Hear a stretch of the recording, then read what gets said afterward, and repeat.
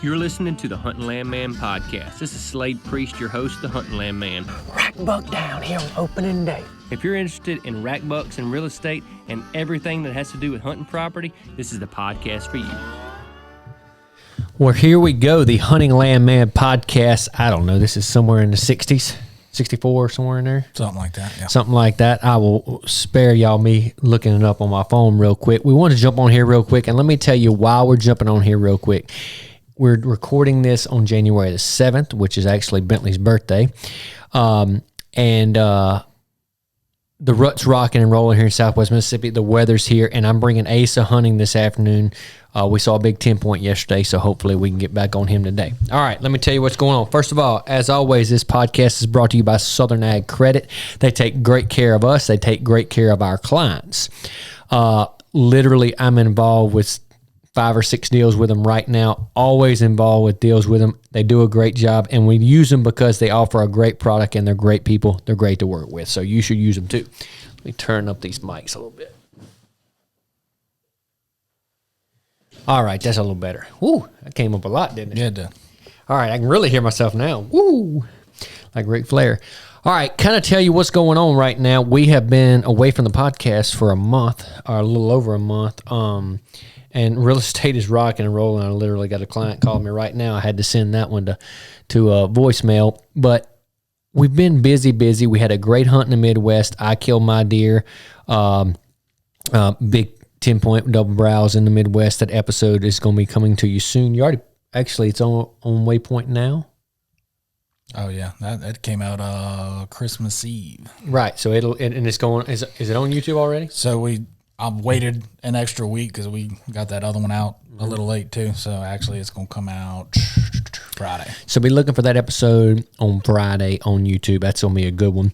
All right. Like I said, it's January 7th. Let me tell you what's going on right now. I wanted to do this podcast, how to hunt deer that live on your neighbor.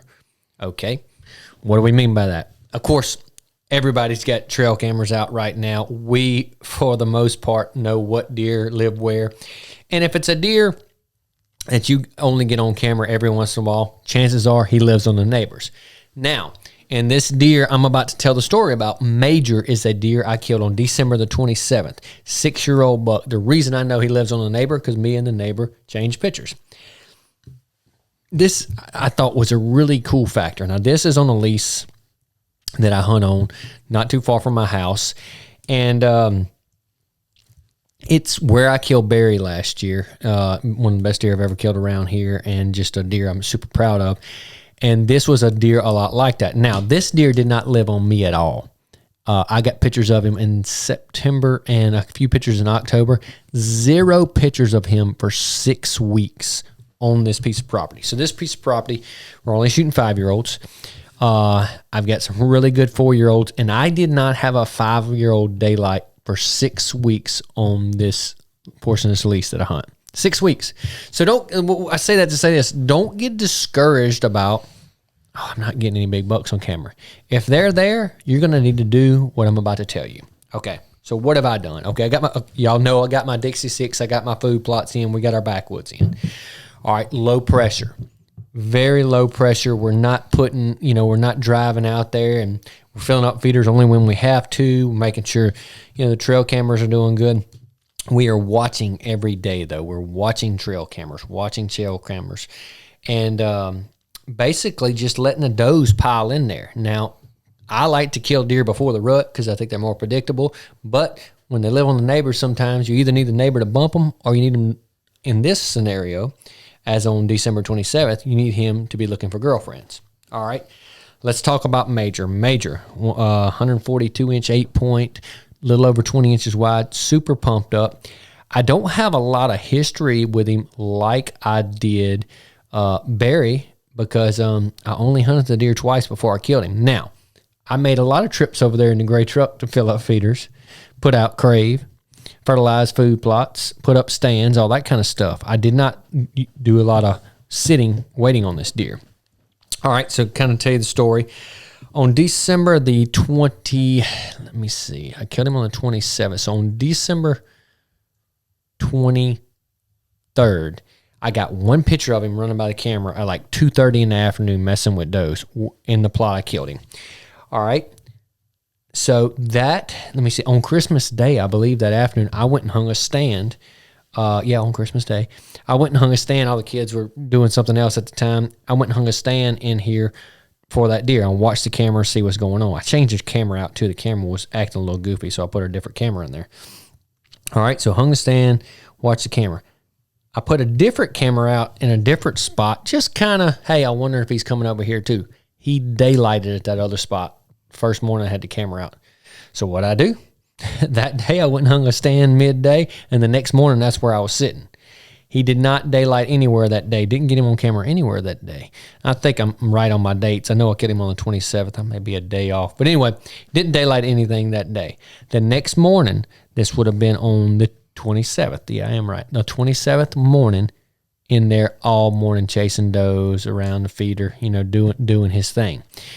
And I told my wife, I told Lori, I said, Lori, we've got I know we've got a Christmas at my parents' tonight, and we're going to be staying there tonight, the kids, and doing all that. We love doing that with the family. I said, but I've got to go either this afternoon or tomorrow. And she knows how much it means to me. And she said, well, you need to go this afternoon then, because the kids are going to be waking up, opening presents in the morning. They're just going to be playing this afternoon. Not playing with me, playing with their cousins. And anyway, so that's what I did. I went up there. And it was 73 degrees on December the 27th. I mean, terrible. Southeast wind. Perfect wind for the stand where I thought the deer may be coming from. So typically at this spot, I'll tell you, we're hunting over feed, small food plots. At least I can't make the food plots any bigger. I just use what I got. I've got Dixie 6 in the plot. I've got this stand. Actually, this is the first time I've ever set this stand. Usually at this spot, though, when the feeder goes off, there's 8 to 12 deer there within minutes. This was not the case that day. It was hot, it was muggy, and it was nasty. And all I could think was, God, dog, it's slow. There ain't no way I'm killing something this afternoon. I'm sweating. Mm-hmm. I mean, it ain't like it is out there today. And so I'm sitting there, and then finally I hear some deer coming behind me. And I kind of planned on my wind. It was a southeast wind, and the thermals, which kill us here in the hills of southwest Mississippi, should have been going to a bottom that was kind of a steep spot, a spot where a deer probably wouldn't come up. Thankfully, my plan worked because I was barely cheating that wind. That wind was going right around, and those deer came up right on the side of that ridge. Perfect. Everything was good. Had 4 or 5 does in there. They came all under me. Big old long-headed does. And when you can whip their noses and their senses, you got it going on. So they came in there and said, okay, looking good. Had another doe come up from across the way, 5 or 6 deer in there. So things are looking pretty good, but it's about 4:45 now. It should have been, these deer should have been there 45 minutes ago when the feeder went off, but they didn't. Well, I'm sitting there, I'm watching, I'm doing my self-filming the plot, and I hear the distinct sound of a deer raking out a scrape. Or at least in my head, that's what I thought it was. Whoosh, whoosh, whoosh, whoosh. I said, well, that was a buck. Or, a lot of times you're wrong. Usually it's a squirrel or something. But in this case, I was right. So I keep watching this other trail over to my right where the wind was good for too. Sure enough, as soon as I saw him, I said, that's him. I mean, it's hard to mistake a 20-inch wide 6-year-old buck in southwest Mississippi. There's not very many of them. And sure enough, so I reached up there, I turned the camera on, kind of got it a little bit wide, grabbed my bow, and I've talked about this on the podcast before. Whenever you're self-filming, one of two instincts takes over. Either you go to cameraman mode and get the best footage possible, and maybe you get the deer killed, or you go to killer mode and you hope it gets on camera because you're about to kill him.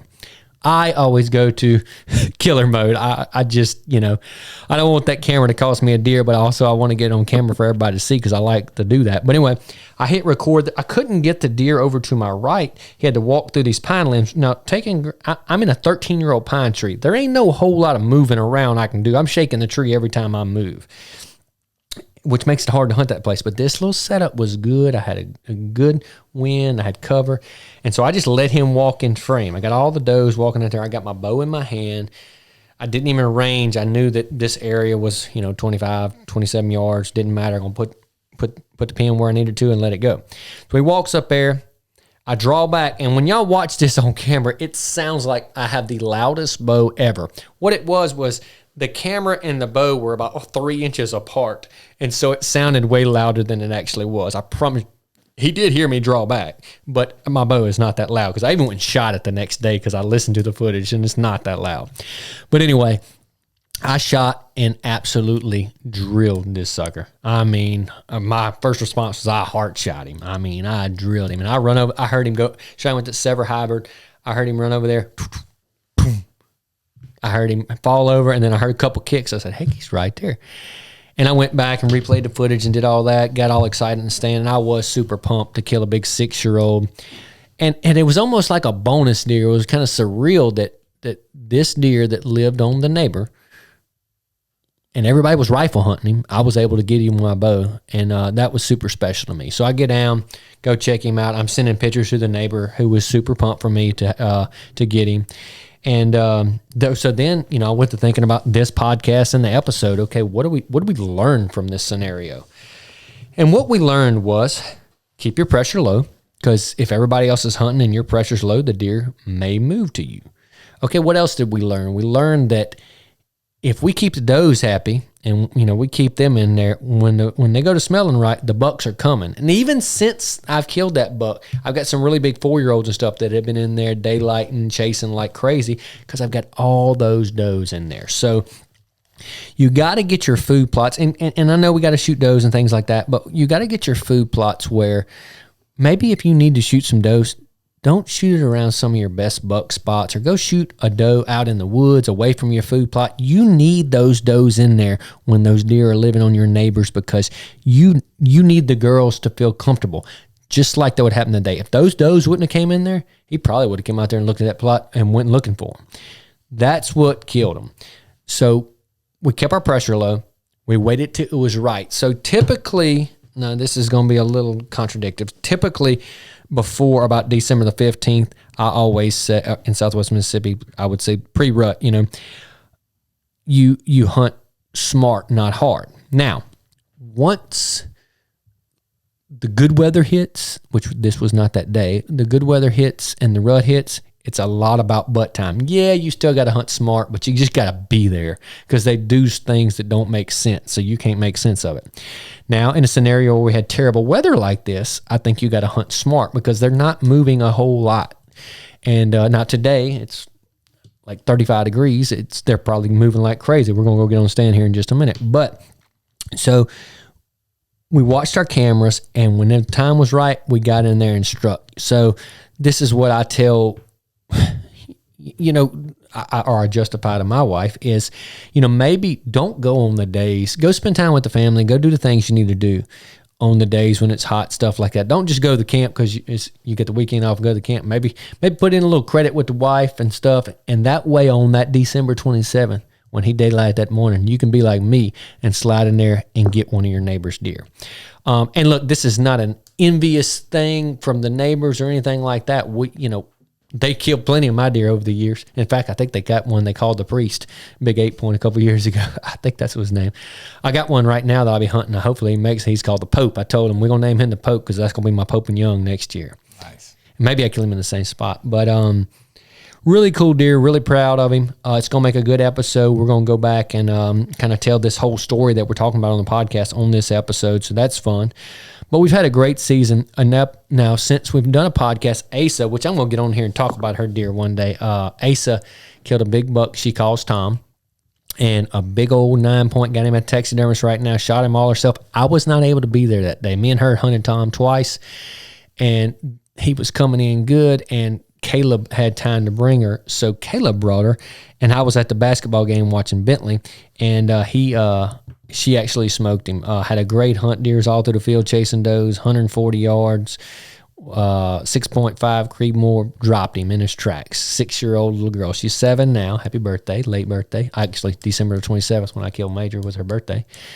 And it's been a great season. Now, fast forward to yesterday, we've got the weather here. We've got the rut here. We're right in the peak of it. And Bucks was chasing me, and Asa passed a big 3-year-old, and then we saw a good 10-point that we almost killed. Just, kids in the stand, just didn't get it done. But deer never knew we was there. We got out of there without spooking him. We're going back this afternoon. Lori did kill a deer. She called me and she said, I shot one. And I said, what'd you shoot? She said, it was a good one. And she said, he was kind of trotting and kind of sat there after I shot. I said, well, sounds like you missed him to me.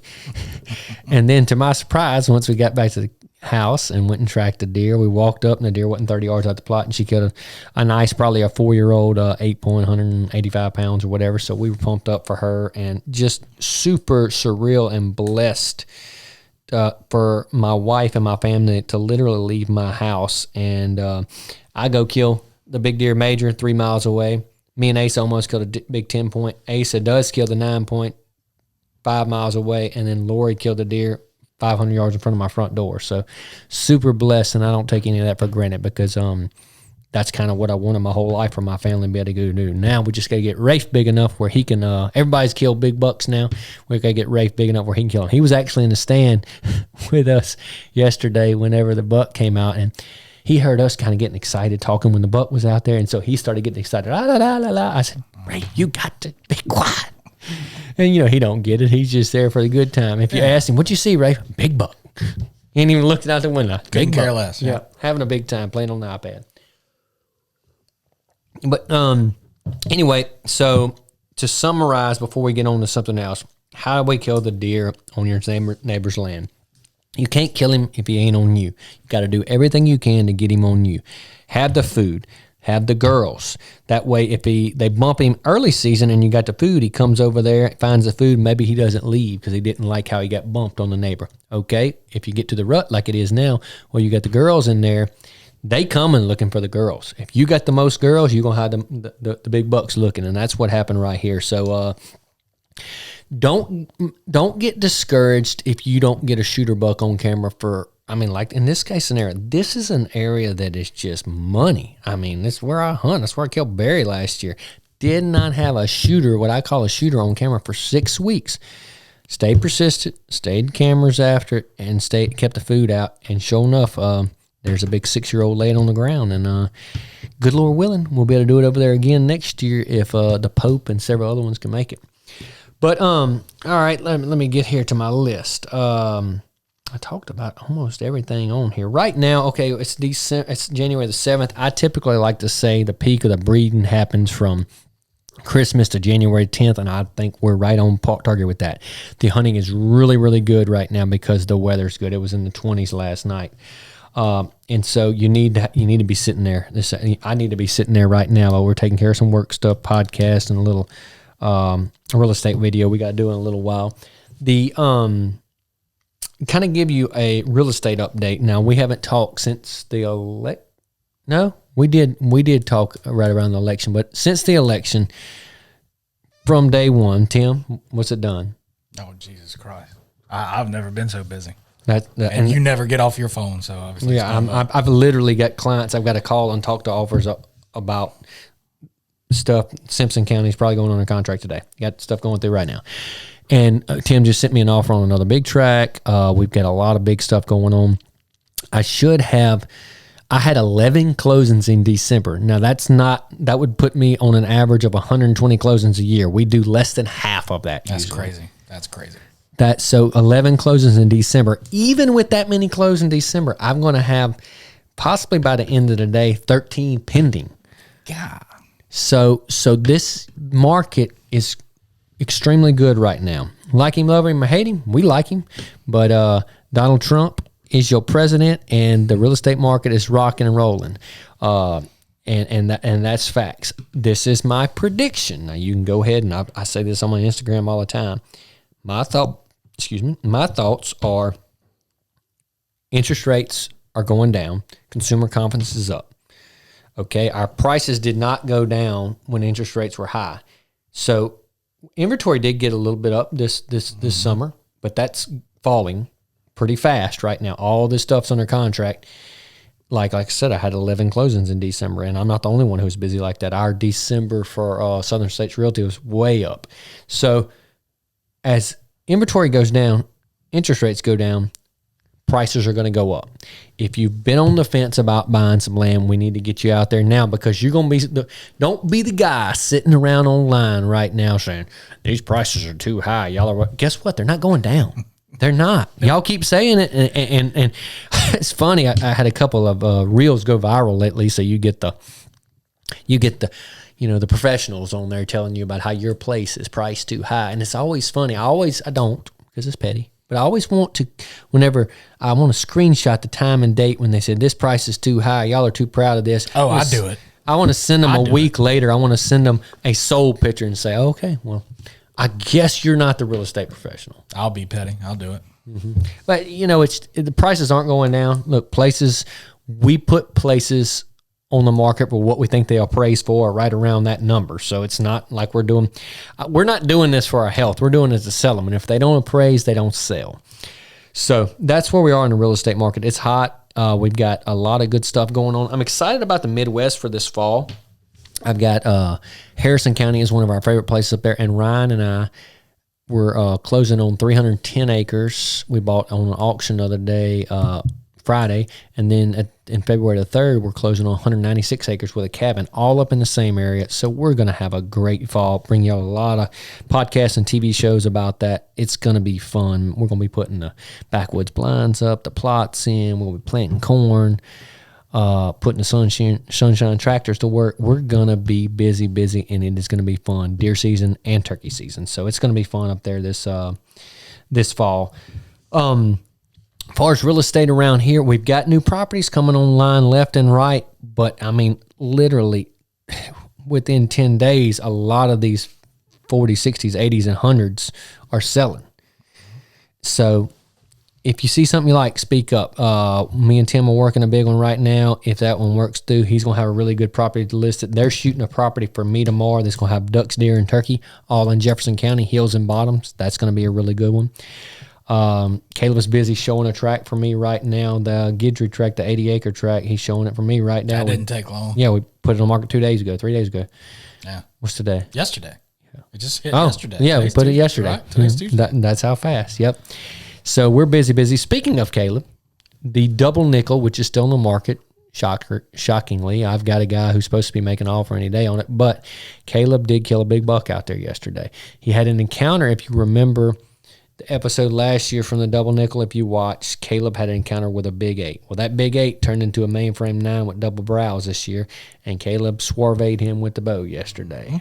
Perfect shot, really good 5, 6, 7-year-old deer, pretty mature. We just have 2 years of history of him. But I know it meant a lot to Caleb because that deer did get away from him last year. But it all worked out even for even a better deer now. So that goes back to that camera messing you up when you're hunting.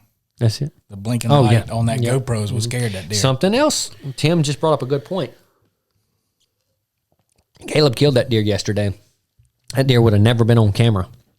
That deer was running does all up under Caleb's tree. The doe was trying to come in to the food plot. But that buck, you would have never knew that deer was in there in daylight yesterday. And Caleb saw him twice running a doe and finally came right under him. He shot him right under him. So this time of the year, it's about butt time. They're not necessarily coming to that feed. They're coming to the girls that are at that feed. Not saying they won't stick their head down and eat. Of course they will. They got to survive. But they're coming for the girls. So if you got the girls there, it's worth it. Go try it. If the wind's right, if you're rifle hunting and you can ingress and egress, here's old Caleb right here. Let me see what Caleb, you're live on the podcast. Did you sell the property? I'm here now. Are you 100% positive you gave me the right keys? No. Okay.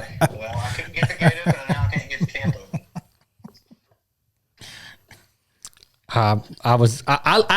I looked, this is real live stuff.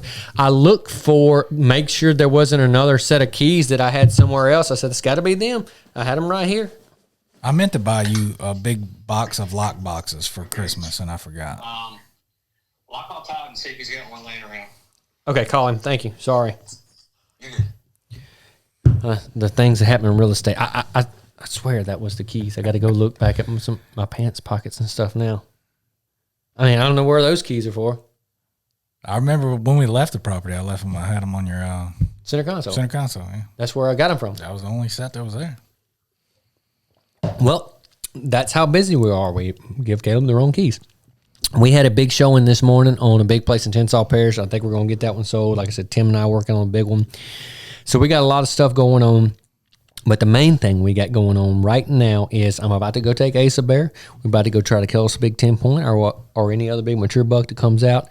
And we also, I'm going to the ATA show tomorrow to meet with sponsors and things like that and go see all the new products. It's always fun to see my friends in the outdoor industry, and so we're going to do that tomorrow. Y'all have a blessed day. Tim, you got anything else? No, man. You looking for land? Now's the time. That's it. Let's sell some land. We're going to get out of here and go kill us a rack buck.